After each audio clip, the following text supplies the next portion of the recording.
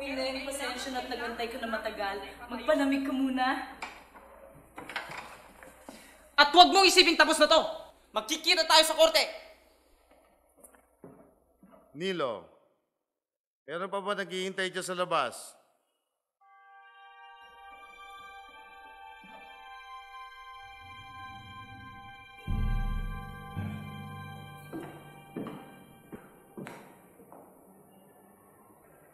Opo ka.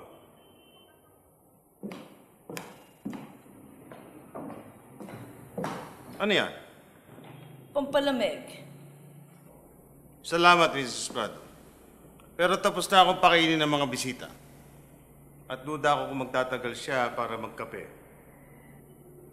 Sara mo yung pinto paglabas mo. Opo.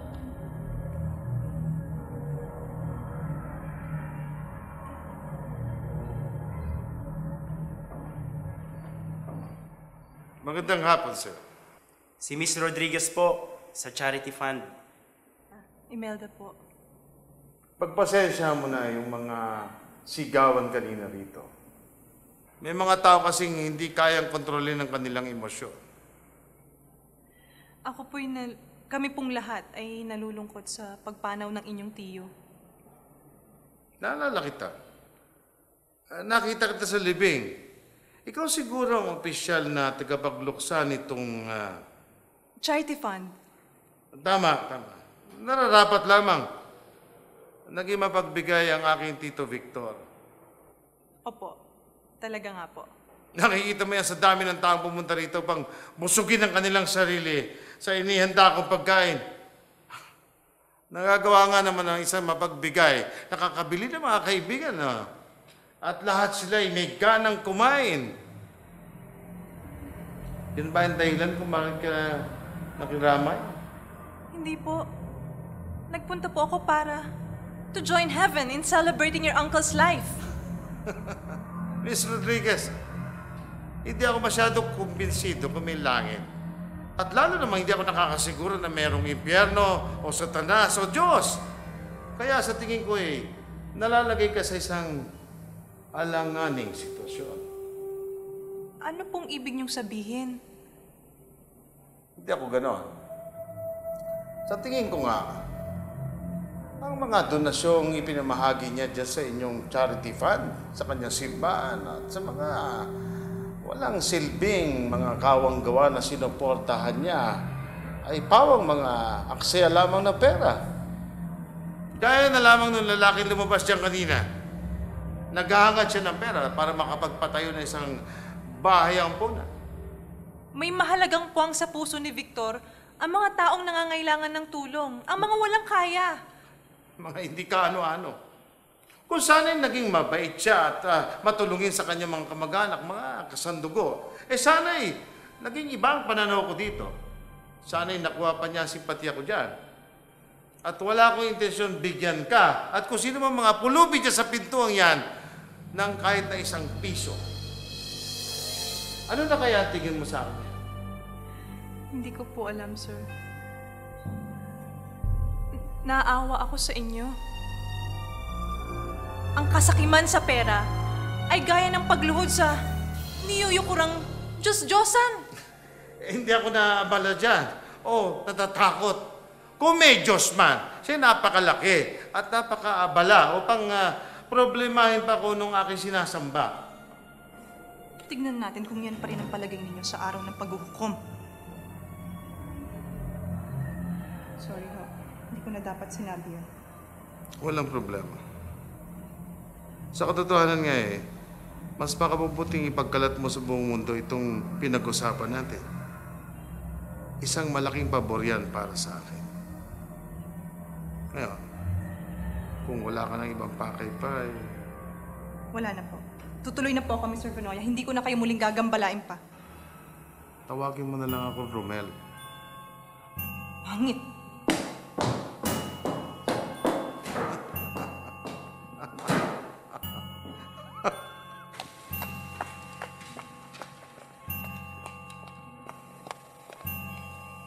Huwag mo kalilimutan ang ating mga pinag-usapan. Umaasa ko ipagkakalat mo sa buong mundo. Pulubi, O ikaw, ano ginagawa mo dyan? Sir, kapapansin ko lang yung punong mangga, namamatay. Yung ugat. Wala namang problema sa punong yan ah. Itinanim yan ng pinanganak ako. Eh mukhang malusog naman yan eh. Tignan mo. Sir, the outside look fine, but there is disease in the wood. May sakit sa loob.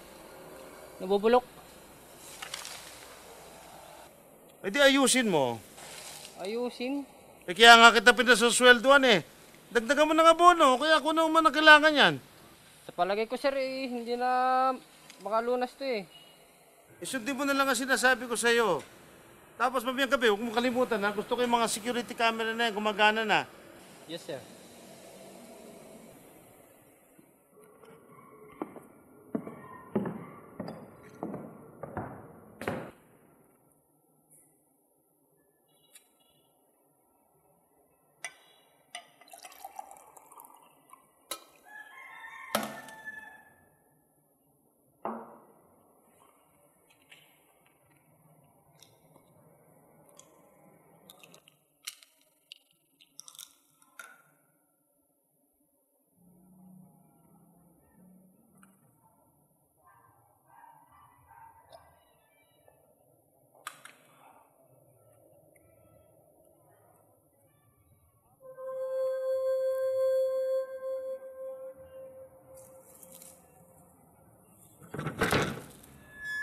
Nilo, is that you?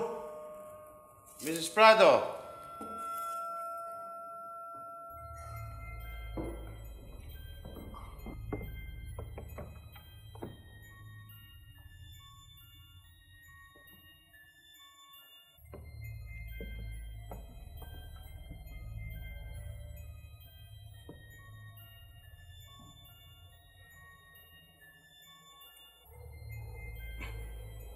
Anong problema, Tito? Hindi ka aprobado sa mga ginawa ko? Ang tagal kong inintay itong araw na to. Ngayon ang bahay at lahat ng gamit dito ay akin na. Na dapat lang, matagal na.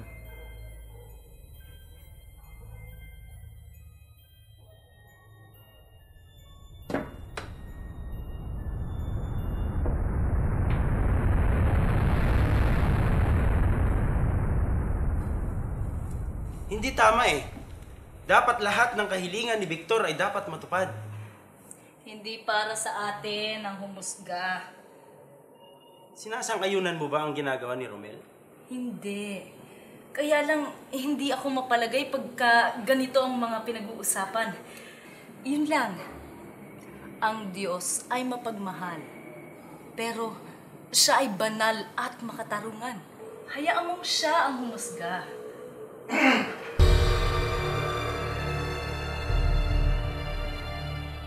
Mrs. Prado, gaano ka nang katagal na nilbihan dito sa tahanan ito?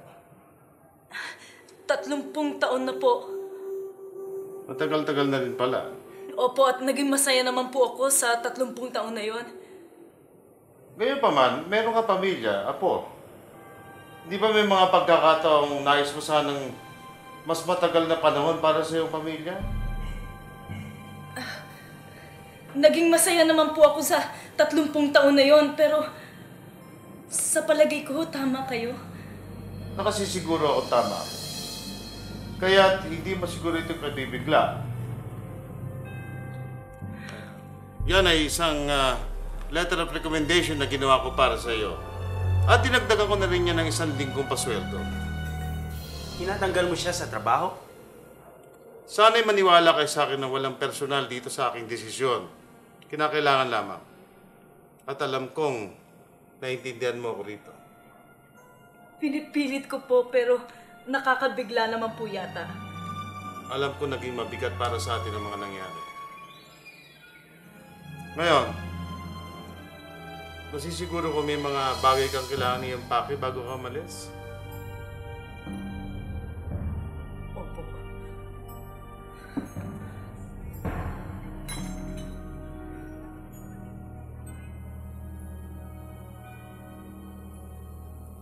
Huwag ka mag-alala. May trabaho ka pa. Kailangan ko lamang gawin yon dahil sa mas gusto kong bata ang manilbihan dito. Ano, sa isang linggo? Tatanggalin mo rin ako sa isang linggo? Hanggang kailan mo matututunan ang mga bagay na ito? At ngayon gusto mo akong tanggalin? Walang nakakalam ng kanyang kapalaran. Ikaw maglinis ng sarili mong kubyertos. Kapag umalis ka, ikaw ang talo, hindi ako.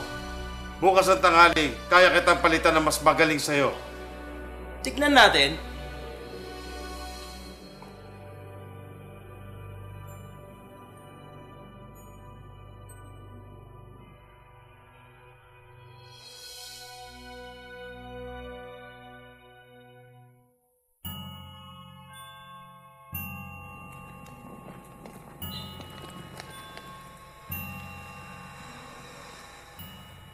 May nakalimutan ka?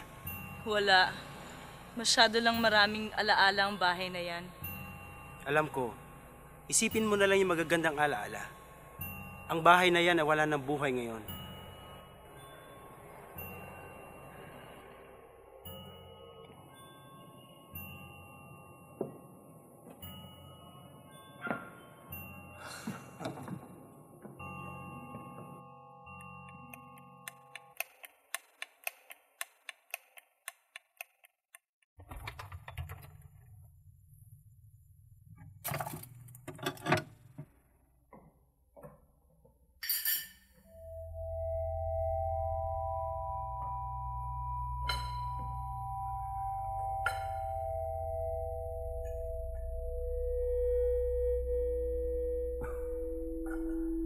Napakabastos ko naman.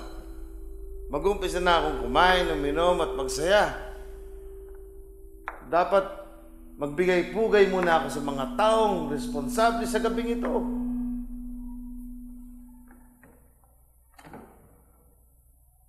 Let me make a toast.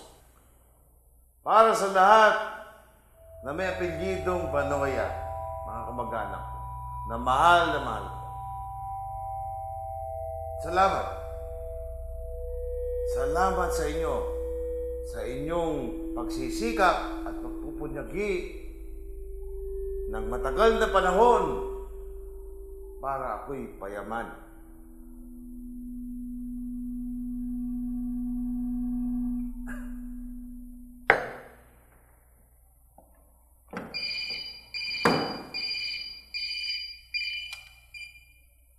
Hello? Oh, Tony. Tumawag ako sa'yo kaninang tanghali, oh. Nasa korte ka. Oh, kasi, baka may magdemanda sa akin ukol sa isang kontrata pinirmahan ng tiyuhin ko sa pagpapatayo ng isang bahay ampunan. Oh. Ayoko nga patayo yun eh. Kailan doon? Hindi ba dahilan yon? Sapat na yun, di ba? O padadala ko yung kopya ng kontrata na yan. Yung kopya ng tiyuhin ko sa'yo. Pag nahanap ko. Siguraduhin mo lang na tanggalin yung obligasyon na yan sa akin, ha? Sige, magandang gabi rin.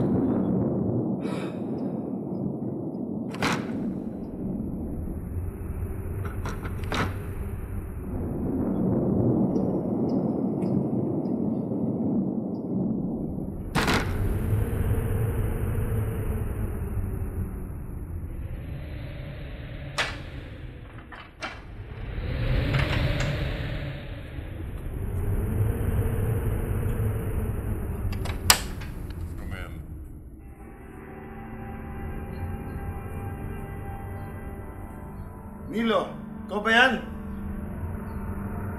Binabala kita, trespassing ka, tatawag ako ng pulis.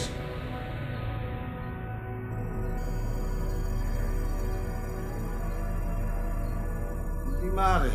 Patay ka na eh. Hindi ako patay, Romel. Buhay na buhay ako higit kailanman. Ikaw ang patay, Romel. Kumikilos ka at humihinga, pero wala kang buhay. Katulad ng punong mangga sa harapan. Magandang tingnan ang panlabas mong kaanyuan, Romel. Pero ang iyong puso ay punong-puno ng kabuktutan. Kalokohan ito. Nananaginip lamang ako. Wala ka dyan. Siguro siya nilamang ito ng naghalong ininom ko na alak at gamot ko. Sa palagay mo ba, Romel, hindi naririnig ng Diyos ang iyong mga sinasabi? At hindi niya talastas ang laman ng iyong puso? Kung ano ang iyong itinanim, siya mo ring aanihin. Magtanim ka ng kasamaan, at siya na magdudulot sa iyo ng kapahamakan. Nalilimutan mo na yata ang mga sinasabi ko sa iyo noon, Romel. Tigilan mo na pagmumulto mo sa akin. Isyanin mo na isipan ko. Hindi ako isang multo, Romel. At hindi rin ako produkto ng iyong imahinasyon. Sinugo ako ng Diyos mula sa langit upang ipahatid sa iyo ang kanyang mensahe. Kung hindi mo pinaniniwalaan na nakikita na iyong mga mata, sige, hawakan mo ang aking mga kamay. Lumayo ka sa akin. Pakinggan mo ang salita ng Panginoon. Isa kang hangal. Ngayong gabi ay babawiin na sa iyo ang iyong buhay. Kung magkakaganon, sino ang magpapasasa sa iyong mga kayamanan? Imposible yan. Ang doktor ko ay pinakamagaling na mabibili ng pera. At tama mga gamot na binigay niya sa akin. Tungkol niya sa bayampunan ano. Ang gusto ng Diyos ay matuloy ang pagkatayo ng bayampunan. Pagtapos ay ilulubayan na niya ako. Tama! Hindi nakikipagkasundo ang Diyos sa mga makasalanan, Romel. Tandaan mo, hindi mabibili o mababayaran ng anumang salapi ang daan patungo sa kalangitan. Sabihin mo sa akin, anong dapat kong gawin? Sa Jesus ang daan, ang katotohanan at ang buhay. Buong buhay mo, Romel, itinanggi mo siya, hindi mo siya tinanggap. Bago sumikat ang araw, ikaw ay mamamatay. Katulad ng ang Diyos ay nasa kalangitan, mapwera na lang Kung ano? kung magsisisi ka sa iyong mga kasalanan at tatanggapin mo siya bilang iyong tagapagligtas. At kung mapipigil mo ang anghel ng kamatayan sa pagtupad ng kanyang gawain. Kapag nagkaganon, magkakaroon ka ng panahong magpasasa sa iyong mga kayamanan. Paano ko pipigilan ng kamatayan? Talagang hangal ka, Romel. Hanggang sa huling sandali, iginigiit mo pa rin ang mali mong pamamaraan. Dito! Sabihin mo sa akin, paano pipigilan ng kamatayan? Ah! Ah! Ah!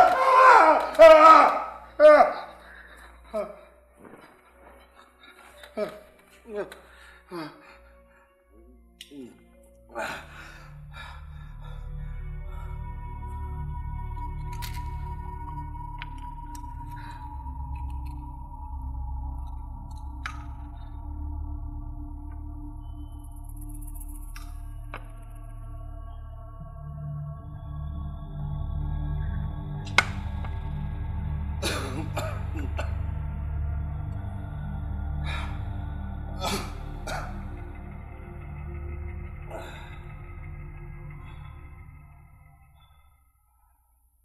Bangungot lang pala yun. Bangungot lang ako.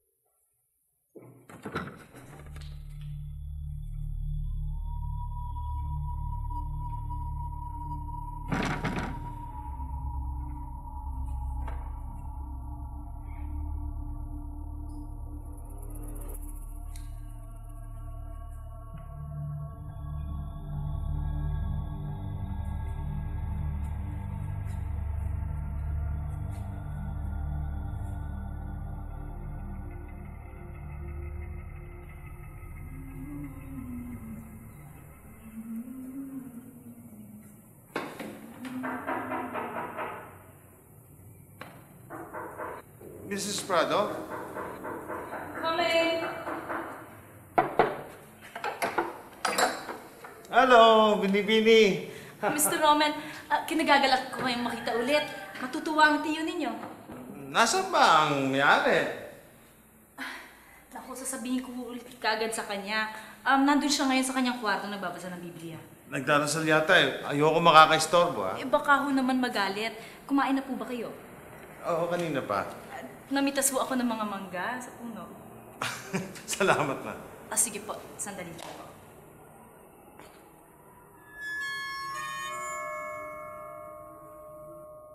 Naririnig mo ba ako?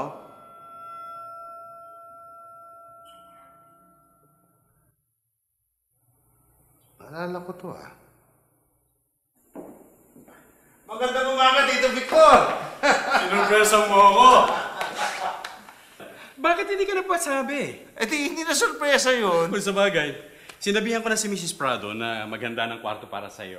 Hanggang kailan ka dito? Oh, sorry, Tito. Pasensya na kayo. Pero kasi meron akong business meeting dyan sa Coast. And kailangan ko lang naman pumunta ron. Tapos, kailangan bumalik din kagad ako sa Maynila. Matagal tayo hindi nagkita. Ano bang meron sa Maynila at kahit araw ng linggo eh? Mabuti pa, bumalik ka pagkagaling mo sa meeting at dito ka na matulog, ha?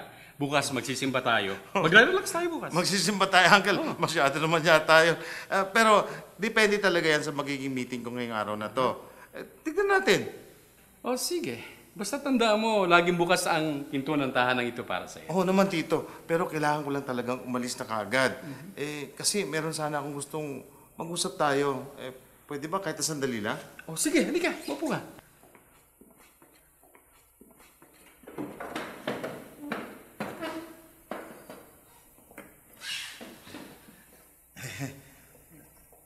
Alam ko, mahirap sabihin to kasi... Natatakot ka yatang kausapin ako eh. Hindi naman ako natatakot. Alam mo, basta huwag lang nating pagtalunan tungkol sa pera. Kahit anong bagay, pwede nating pag-usapan na huwag lang pera. Huwag lang pera? Alam mo, Romel, hindi ko pa nalilimutan yung nangyari nun eh. Lalo naman ako. Paano ko makakalimutan na ginagawa ko para isang bata? Utang na loob, Romel. Nakikiusap ako, utang na loob. Tito Victor, hanggang ngayon pa ba naman wala kayong tiwala sa akin na kumita ako ng pera? Pwede nyo naman tanungin yung mga kasamahan ko. Hindi ko winawaldas ang pera. Ginagamit ko ito. Hindi sa wala akong tiwala. Alam ko na gumagawa ka na maganda para sa sarili mo. Yun naman ang gusto ng ama mo eh. Kaya nga, nagkaroon siya ng trust fund para sa'yo para magkaroon ka ng pera taon-taon. Kayo po ang inilagay niya doon upang mamahala. Hindi na po akong bata. Ibigay niyo na lang sa akin ang mana ko. Yung para sa akin. Wala na ako mga magulang. Nangako ako sa iyong ama. Huwag kang mainip. Lahat yan mapupunta sa iyo. Balang araw. Hindi mo ako nauunawaan, Tito. Itong meeting na to ngayong araw na to, mahalaga to para sa akin. Ito'y tungkol sa isang investment. Tungkol sa isang beach resort. Pwede kong bilhin to sa isang murang presyo at pagkatapos ibenta ko to ng mataas na presyo. Di ba magandang negosyo dito? Bibigyan ko kayo ng porsyento dito. Kailangan ko lamang ng pera ngayon. Hindi mo kailangan. Gusto mong mapunta na sa'yo. O sige, gusto ko. Ano naman ang problema doon? Dahil mas mahalaga ang buhay ng tao kaysa kayamanan. Alam mo, lagi kong ipinagdadasal sa Diyos na sana buksan niya ang iyong mata at ang iyong puso. Lalong sumisidhi ang iyong pagnanasa sa pera tuwing magkikita tayo. Alam mo, yan ang masamang ugaling nakita ng iyong ama sa iyo. Kaya nga, nagtayo siya ng trust fund. Yan ay ayon sa'yo. Totoo yun. Ayaw kong sirain ang pangako ko sa kanya. Hindi pwede. Yan ang sinasabi nyo. Dahil yun ang totoo. At ayaw kong baliwalain ang gusto niya. Ang gusto nyo, ang katotohanan niya, gusto nyo kasing bumagsak ako. Gusto nyo mapunta sa inyo lahat ng mana ko. Tinatawag mo sarili mo isang Kristiyano. Isa kang Sinungaling na hipokrito!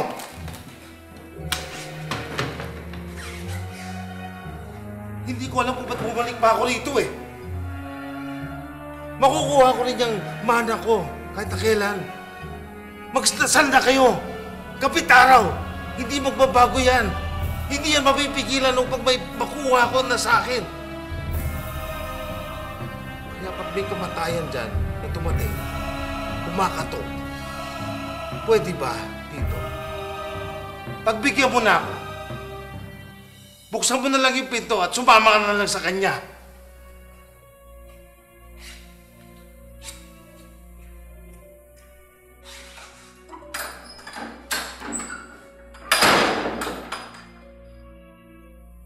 Panginoon, patawarin mo po siya. Naalala ko. Ano ba sinabi yung mga bagay niya?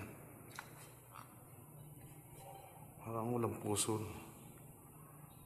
Pero handa naman siya magpatawad. Wala naman ako kasalanan dun eh. Ayaw niya makinig sa akin. Sinira niya ako. Dapat malaki kinita ko dun eh.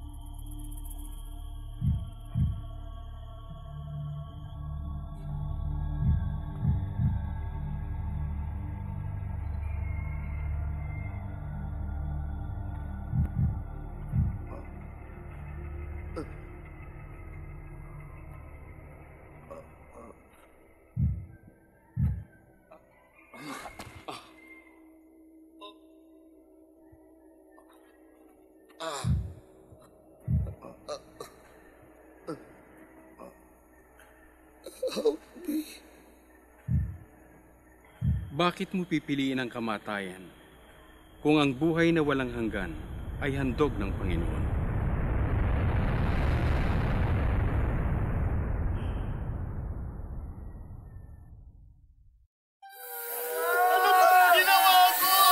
Sino ka? Nasaan ka? Tulungan niyo ako! Saan ka lugar to? Bitawan niyo ako! Tulungan niyo ako! Nasaan ba tayo? Tingnan niyo siya, maliwanag sa kanya! May liwanag! May liwanag! Nasaan ang anak ko? Nakita mo? Kinuha nila ang anak ko. Nasaan? Sinungaling! Kinuha mong anak mo, itinapon mo sa basurahan! Nasaan ang anak ko? Hindi po yung lahat! Mapag-asa ba? Mapabalik ka! Bakit naniwala sa kanya? Ano? Ako kunin mo. Ano mo yung isa? Pag hindi, papatayin kita! Sakit siya! Hindi! Sakit siya! Maganda pa ako. Kumukuha ka! Kumukuha ka! Manalik siya! Hindi ko kakilala! Lumayo kayo sa akin! Gagawin ko lahat ang gusto mo. Sabihan mo at manalik kayo sa pagmuli ang lahat! Kasama mo!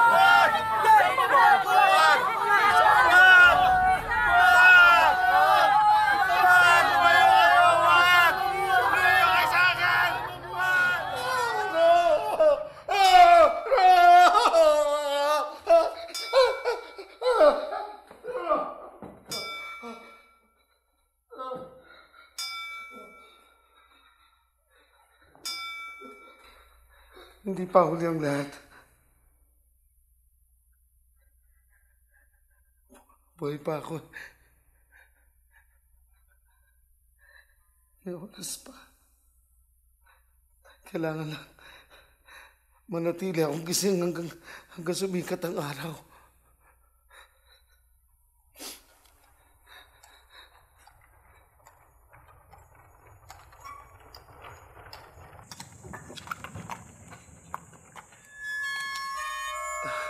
Ano na naman yan?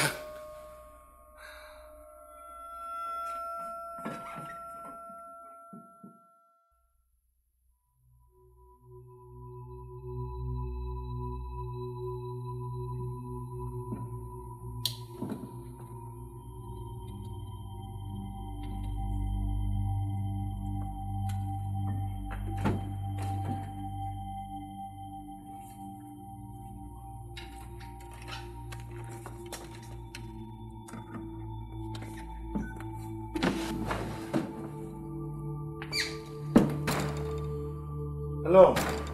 Oo. Magpadala kayo ng pulis dito kagad. May gustong pumasok sa aking bahay. Dito po sa... Hello? Hello? Hello?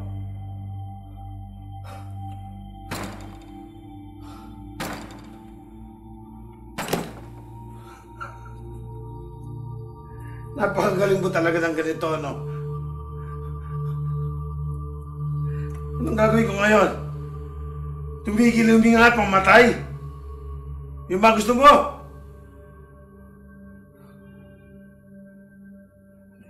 Hindi mo ako makukuha. Hindi mo ako makukuha hanggang di ako handa. At yan ay sa matagal na panahon!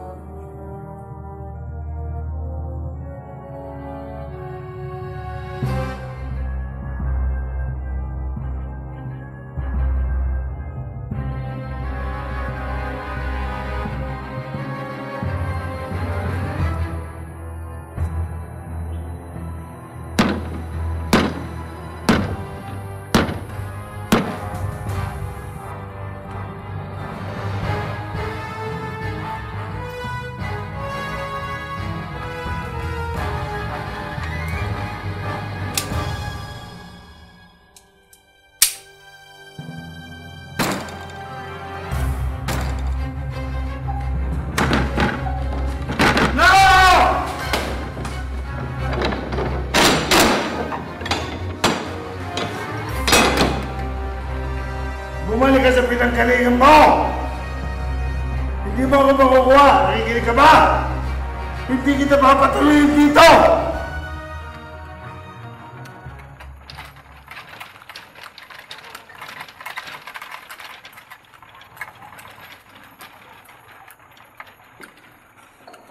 Hindi ko the gate!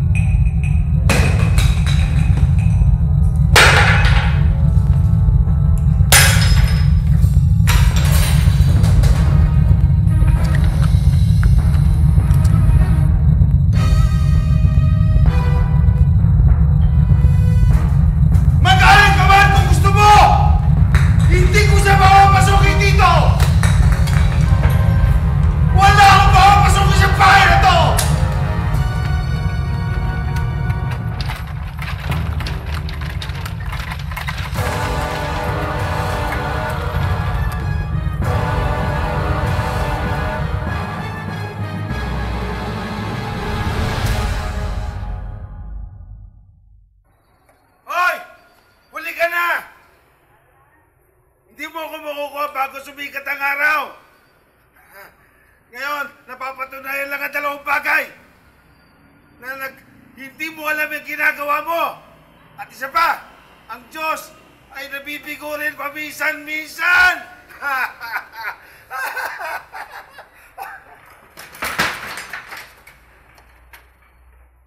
Hindi!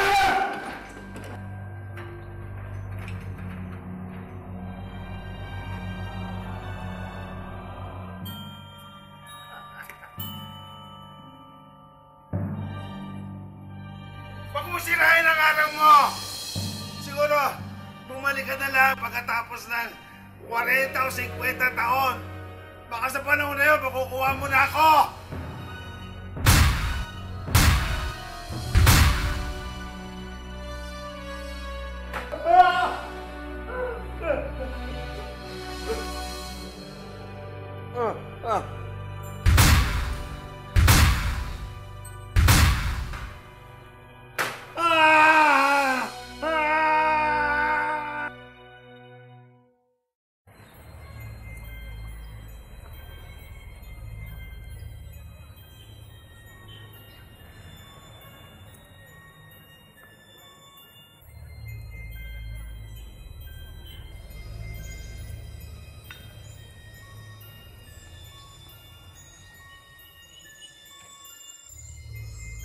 had the gun.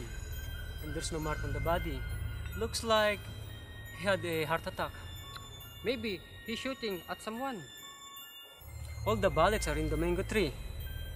There was a brownout this morning. He must have been having a heart attack and tried to get a signal for help. Too bad nobody heard. From what I know about the man, nobody would answer. Then I guess it was just his time.